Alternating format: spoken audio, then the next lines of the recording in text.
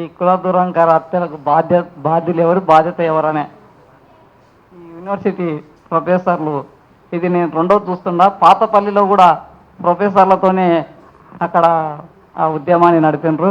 ఇప్పుడు రెండో ఉద్యమం అవుతుంది.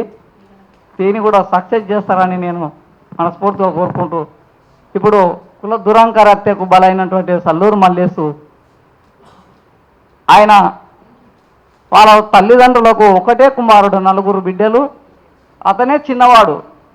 వాళ్ళ అక్క వాళ్ళు కూడా ఎంతో ప్రేమగా పెంచుకొని ఉంటారు. కానీ ఆ అబ్బాయి చిన్నప్పటి నుండి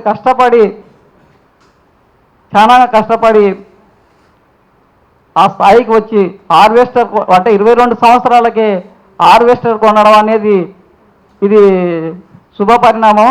ఎందుకంటే 22 సంవత్సరాలకు ఆ అబ్బాయి డిగ్రీ పీజీ చేస్తుంటాడు. కానీ అబ్బాయి ఇంటి పరిస్థితులను చూసి ఆ అబ్బాయి చిన్నప్పటి నుండే కష్టపడి హార్వెస్టర్ కొని అంత పేరు సంపాదించుకుంటే అక్కడ ఉన్న కులం దురంకారులు ఆ అబ్బాయిని ప్రేమ పేరుతోని వసించి ఆయన దగ్గర డబ్బులు లావుకొని ఆ డబ్బులు తీసుకున్నప్పుడు ఆ కులం కనిపించలేదా వాళ్ళకు? ఎందుకు ఆ అబ్బాయిని ఎందుకు హత్య చేసిండ్రు అనేది వాళ్ళు నెమరు వేసుకోవాలి. ఎందుకంటే డబ్బులు తీసుకున్నప్పుడు అబ్బాయితోని కులం కనిపించలేదు వాళ్ళకు. అంటే ఈ కులం దురంకార హత్యల వెనుక ప్రభుత్వాలు ఎక్కువగా ప్రోత్సహిస్తున్నవి.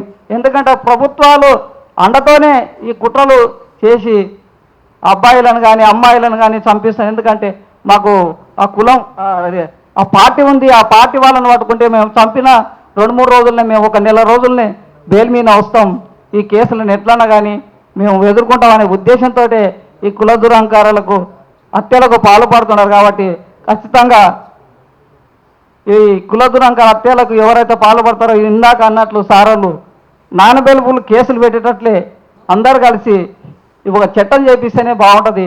మేము కూడా కుల అసమానతల నిర్మూలన పోరాట సమితి ద్వారా సారోళ్ళ ఎమ్మడి జగిత్యాల జిల్లా వెలుగుటూరు మండలం కిషరంపేటకు వెళ్ళి నిజ నిర్ధారణ చేయడం జరిగింది.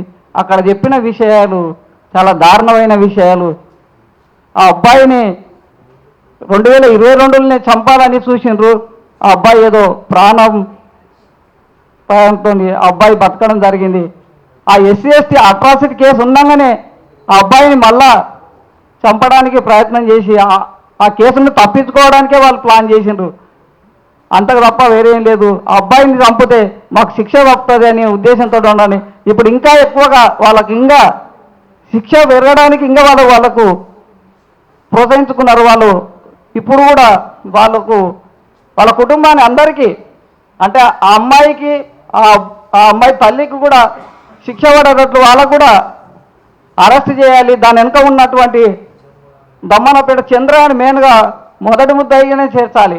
ఎందుకంటే అతను ప్లాన్ చేసి రాజకీయ అండదండలతోనే ఆ అబ్బాయిని చంపించిండు. ఖచ్చితంగా మొదటి ముద్దాయిగా దమ్మనపేట చంద్రాన్ని చేర్చే వరకు మనం పోరాటాలుగా ముందుకు ఉండాలని కోరుకుంటూ నాకు ఈ అవకాశం ఇచ్చిన పెద్దలందరికీ ధన్యవాదాలు తెలుపుతూ ముగిస్తున్నాను.